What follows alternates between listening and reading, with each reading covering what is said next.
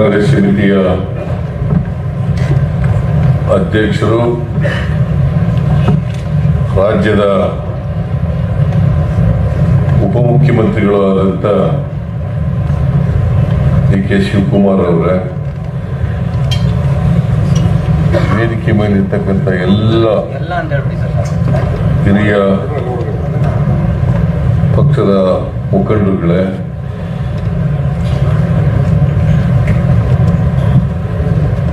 ಇಲ್ಲಿ ಭಾಗವಹಿಸಿರ್ತಕ್ಕಂಥ ಎಲ್ಲ ಆತ್ಮೀಯ ಮುಖಂಡರುಗಳೇ, ಕಾರ್ಯಕರ್ತ ಬಂಧುಗಳೇ, ತಾಯಂದಿರೇ, ಮಾಧ್ಯಮದ ಗೆಳೆಯರು, ಇವತ್ತು ದೇಶಾದ್ಯಂತ ಜವಾಹರ್ಲಾಲ್ ನೆಹರೂರವರ ಪುಣ್ಯತಿಥಿಯನ್ನು ಆಚರಣೆ ಮಾಡ್ತಾ ಇದ್ದೀವಿ.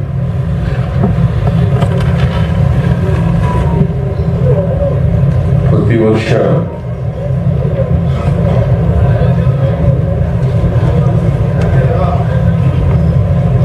ಅವರ ಸ್ಮರಣೆಯನ್ನ ಮಾಡಿರ್ತಕ್ಕಂಥ ಕೆಲಸವನ್ನು ಮಾಡ್ತೀವಿ.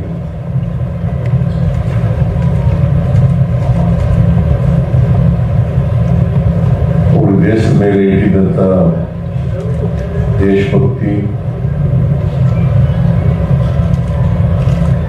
ಸಾಮಾನ್ಯ ಜನರ ಮೇಲಿದ್ದಂಥ ಕಾಳಜಿ, ದೇಶವನ್ನು ಅಭಿವೃದ್ಧಿ ಪಡಿಸಬೇಕು ಅಂತಕ್ಕಂಥ ಇಚ್ಛಾಶಕ್ತಿ, ಇವುಗಳನ್ನೆಲ್ಲ ಇವತ್ತು ನಾವು ನೆನಪು ಮಾಡ್ಕೋಬೇಕಾಗ್ತದೆ.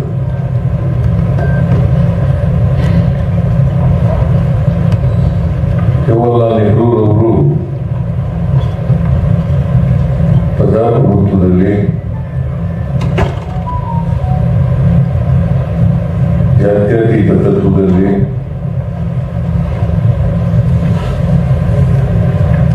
ದೇಶದ ಅಭಿವೃದ್ಧಿ ಬಗ್ಗೆ ಅಪಾರವಾದಂಥ ನಂಬಿಕೆಯನ್ನ, ಬದ್ಧತೆಯನ್ನ ಇಟ್ಕೊಂಡಿದ್ದರು.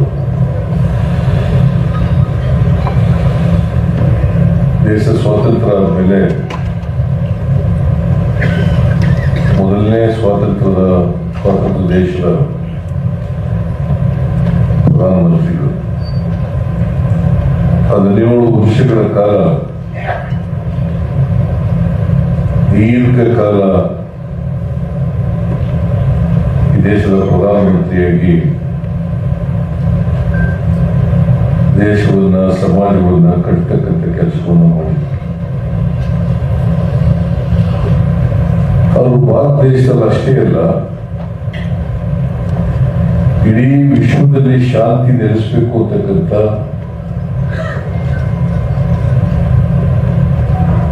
ಪದ್ಧತಿಯನ್ನ ಇಟ್ಕೊಂಡಿದ್ರು.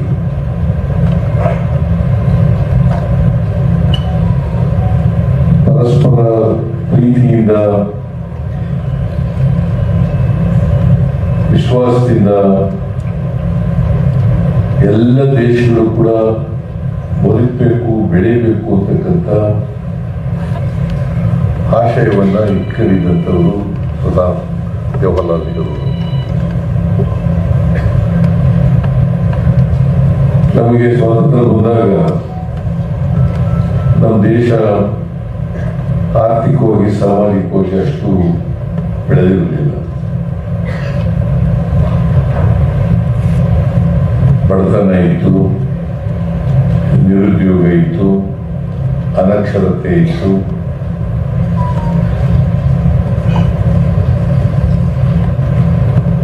ಹಳ್ಳಿಗಳ ದೇಶ ಭಾರತ. ಸುಮಾರು 5 ಲಕ್ಷ ಹಳ್ಳಿಗಳಿದ್ದಾವೆ ಭಾರತದಲ್ಲಿ. ಸ್ವಾತಂತ್ರ್ಯ ಬಂದಾಗ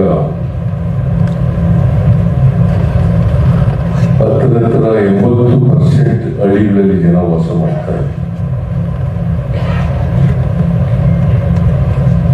ಎಲ್ಲ ಜನರ ಬದುಕನ್ನ ಹಸನುಗೊಳಿಸ್ಬೇಕು,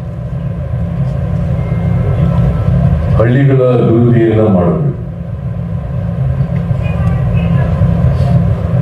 ಹಳ್ಳಿಗಳ ಅಭಿವೃದ್ಧಿ ಆಗದೇನೆ ದೇಶ ಉದ್ಧಾರ ಆಗಲಿಕ್ಕೆ ಸಾಧ್ಯ ಇಲ್ಲ.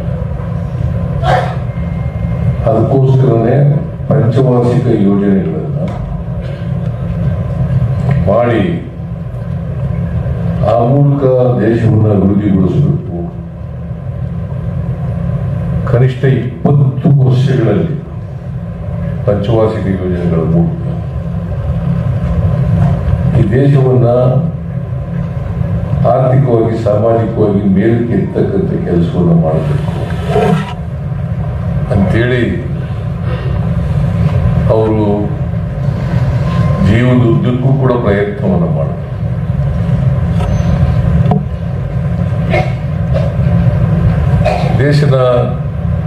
ದೇಶವನ್ನ ಆಧುನಿಕತೆಯತ್ತ ತಗೊಂಡೋಗ್ಬೇಕು. ವೈಜ್ಞಾನಿಕ ನೆಲೆಗಟ್ಟಿನಲ್ಲಿ ದೇಶವನ್ನು ಕಟ್ಟಬೇಕು. ಎಲ್ಲರಲ್ಲೂ ಕೂಡ ವೈಜ್ಞಾನಿಕ ಮನೋಭಾವ ಬೆಳೀಬೇಕು ಅಂತಕ್ಕಂಥ ಕನಸನ್ನ ಕಂಡಿದ್ದಂತ ಅವರು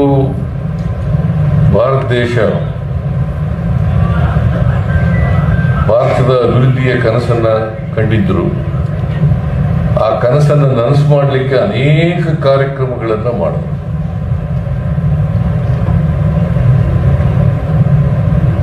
ಜವಾಹರ್ಲಾಲ್ ನೆಹರೂರವರು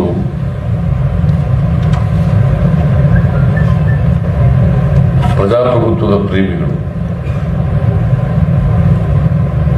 ಇವತ್ತು ಪ್ರಜಾಪ್ರಭುತ್ವಕ್ಕೆ ಭದ್ರ ಬುನಾದಿಯನ್ನ ಯಾರಾದರೂ ಹಾಕಿದ್ರೆ ಅದು ಜವಾಹರ್ಲಾಲ್ ನೆಹರೂರವರು. ಇವತ್ತು ಇಡೀ ವಿಶ್ವದಲ್ಲೇ ಭಾರತದ ದೊಡ್ಡ ದೇಶ, ದೊಡ್ಡ ಪ್ರಜಾಪ್ರಭುತ್ವ ಇದು ಬೆಳೆದಿದ್ರೆ ಜವಾಹರ್ಲಾಲ್ ನೆಹರೂರವರು ಕಾರಣ ಅಂತಕ್ಕಂಥದ್ದನ್ನು ಮರೀಲಿಕ್ಕೆ ಸಾಧ್ಯ ಇಲ್ಲ. ಅವರು ದೇಶದಲ್ಲಿ ಅನೇಕ ಶಿಕ್ಷಣ ಸಂಸ್ಥೆಗಳನ್ನು ಕಟ್ಟಿದ್ರು, ಅನೇಕ ಪಬ್ಲಿಕ್ ಸೆಕ್ಟರ್ ಕಾರ್ಖಾನೆಗಳನ್ನು ಮಾಡಿದ್ರು.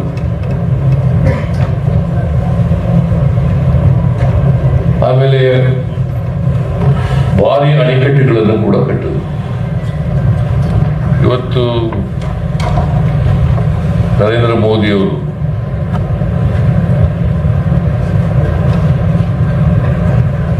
ಭಾರತದಲ್ಲಿ ಕಾಂಗ್ರೆಸ್ನವರು ಏನು ಮಾಡಿಲ್ಲ, ಯಾವುದಾದ್ರೂ ಒಂದು ಹೊಸ ಅಣೆಕಟ್ಟು ಕಟ್ಟಿದಾರ?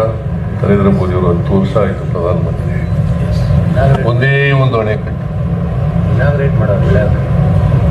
ಒಂದು ಪಬ್ಲಿಕ್ ಸೆಕ್ಟರ್ನಲ್ಲಿ ಒಂದು ಕೈಗಾರಿಕೆ ಮಾಡಿದಾರ? ಇವರು ನೆಹರು ಬಗ್ಗೆ, ನೆಹರು ಅವರ ಹೆಸರನ್ನು ಇತಿಹಾಸದಲ್ಲಿ ತೆಗೆದಾಕಬೇಕು ಅಂತ ಹೇಳಿ ಪ್ರಯತ್ನ ಏನ್ ಮಾಡ್ತಾ ಇದ್ದಾರಲ್ಲ, ಓಲಿ RSSನವರು ಯಾವತ್ತಾದ್ರೂ ಕೂಡ ಸ್ವಾತಂತ್ರ್ಯ ಹೋರಾಟದಲ್ಲಿ ಭಾಗವಹಿಸಿದ್ರ? 1925ನೇ ಇಸ್ವಿನಲ್ಲಿ RSS ಪ್ರಾರಂಭ ಆಯಿತು. 1925. 1942ರಲ್ಲಿ ಕ್ವಿಟ್ ಇಂಡಿಯಾ ಮೂವ್ಮೆಂಟ್ ಆಯಿತು. ಮಹಾತ್ಮ ಗಾಂಧೀಜಿಯವರು ಬ್ರಿಟಿಷರೇ ಈ ದೇಶವನ್ನು ಬಿಟ್ಟು ತೊಲಗಿ ಅಂತ ಕರೆ ಕೊಟ್ಟರು. ಇವರು ಯಾವತ್ತಾದ್ರೂ ಕೂಡ ಬ್ರಿಟಿಷ್ನವ್ರ ವಿರುದ್ಧ ಹೋರಾಟ ಮಾಡಿದ್ರ? ಯಾವತ್ತೂ ಮಾಡಿಲ್ಲ. ನರೇಂದ್ರ ಮೋದಿ ಅವರೇನೋ ಸ್ವಾತಂತ್ರ್ಯ ಬಂದ ಮೇಲೆ ಹುಟ್ಟಿರೋರು, ಅದಕ್ಕಿಂತ ಹಿಂದೆ ಇದ್ರಲ್ಲ ಎಡ್ಗೆವಾರು, ಗುರೂಜಿ, ಇವರೆಲ್ಲ ಇದ್ರಲ್ಲ, ಸಾವರ್ಕರ್, ಇವರೆಲ್ಲ ಇದ್ರಲ್ಲ. ಯಾವತ್ತಾರು ಸ್ವಾತಂತ್ರ್ಯ ಹೋರಾಟದಲ್ಲಿ ಪಾಲ್ಗೊಂಡಿರ್ತಕ್ಕಂಥದ್ದು ಬಹಳ ದೇಶಭಕ್ತಿ ಬಗ್ಗೆ ಬಹಳ ಮಾತಾಡ್ತಾರೆ. ದೇಶಭಕ್ತಿ ಬಗ್ಗೆ ಬಹಳ ಮಾತಾಡ್ತಾರೆ. ಇವರೆಲ್ಲರೂ ಕೂಡ 1942 ಕ್ವಿಟ್ ಇಂಡಿಯಾ ಮೂವ್ಮೆಂಟ್ನಲ್ಲಿ ಬ್ರಿಟಿಷ್ನವ್ರ ಜೊತೆ ಇದ್ರು.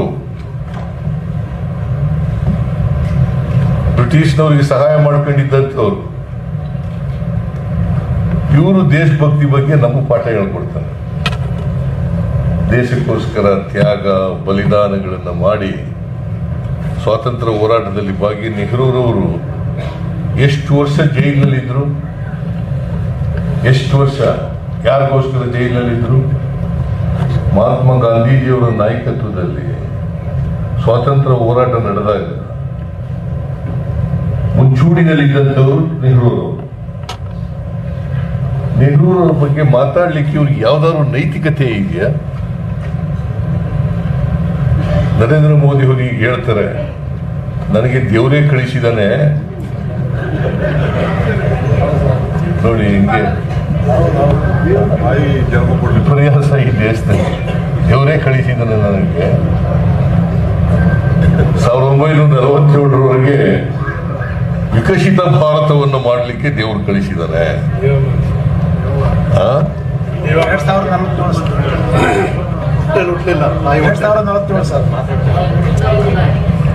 ಏನು ದೇವ್ರ ಅವತಾರನ? ಇವತ್ತು ಬಡವರ ಬಗ್ಗೆ, ದಲಿತರ ಬಗ್ಗೆ, ಹಿಂದುಳಿದವ್ರ ಬಗ್ಗೆ, ಅಲ್ಪಸಂಖ್ಯಾತರ ಬಗ್ಗೆ, ಒಂದು ದಿನ ನಿರುದ್ಯೋಗದ ಬಗ್ಗೆ ಅದಕ್ಕೆ ಬೇಕಾದಂತ ಕಾರ್ಯಕ್ರಮಗಳನ್ನು ಮಾಡ್ತಕ್ಕಂಥ ಪ್ರಯತ್ನ ಮಾಡಲೇ ಇಲ್ಲ. ಸರ್ವರಿಗೂ ಸಮಪಾಲು ಸಮಬಾಳು ಮಾಡಬೇಕಲ್ಲ. ಸರ್ವ ಜನಾಂಗದ ಶಾಂತಿಯ ತೋಟ ಮಾಡಬೇಕಲ್ಲ. ಅದಕ್ಕೇನಾದ್ರು ಪ್ರಯತ್ನ ಮಾಡಿದಾರ? ಈಗ ನೋಡಿ, ಸೋಲ್ತೀವಿ ಅಂತ ಗೊತ್ತಾಗ್ಬಿಟ್ಟು ಬಾಯಿ ಬಂದಂಗೆ ಮಾತಾಡ್ತಾ ಇದ್ದಾರೆ ನರೇಂದ್ರ ಮೋದಿ ಅವರು.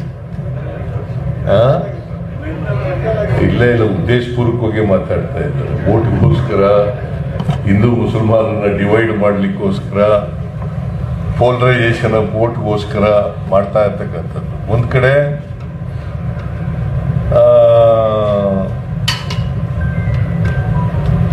ಇವ್ರನ್ನ ಮಾಧ್ಯಮದವ್ರ ಜೊತೆ ಮೀಟಿಂಗ್ ಮಾಡಿದಾಗ ನಾನು ಎಲ್ಲ ಜನರ ಪರವಾಗಿರ್ತೀನಿ ಅಂತ ಹೇಳ್ತಾರೆ. ಚುನಾವಣಾ ಭಾಷಣಗಳಲ್ಲಿ ಹೇಳ್ತಾರೆ, ಮುಸಲ್ಮಾನರ ವಿರುದ್ಧವಾಗಿ ಮಾತಾಡ್ತಾರೆ. ನಾನು ಮುಸಲ್ಮಾನರ ಪರವಾಗಿರ್ತೀನಿ ಅಂತ ಹೇಳೋದು ಒಂದ್ ಕಡೆ, ಇನ್ನೊಂದು ಕಡೆ ಮುಸಲ್ಮಾನರ ವಿರುದ್ಧವಾಗಿ ಮಾತಾಡ್ತಕ್ಕಂಥ. ಅವರಿಗೆ ಈ ಚುನಾವಣೆಯಲ್ಲಿ ಸೋಲ್ತೀವಿ ಅಂತಕ್ಕಂಥದ್ದು ಖಾತ್ರಿ ಆಗ್ತದೆ.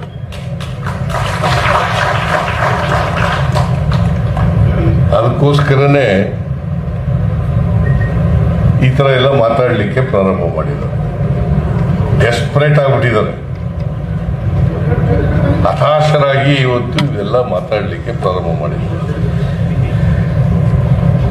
ಈ 10 ವರ್ಷಗಳ ಕಾಲ ನರೇಂದ್ರ ಮೋದಿಯವರು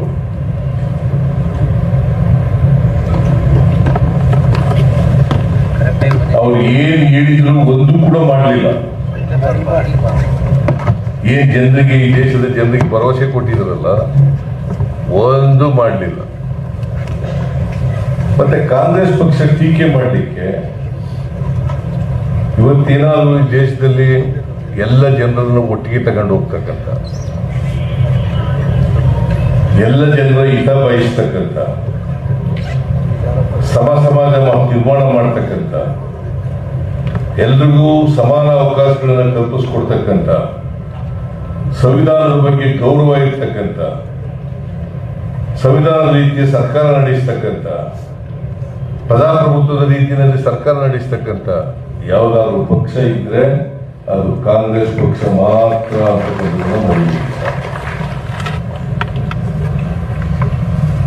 ಇವರಿಗೆ ಬಹುತ್ವದಲ್ಲಿ ನಂಬಿಕೆನೇ ಇಲ್ಲ. ಈ ದೇಶ ಬಹುತ್ವದ ದೇಶ.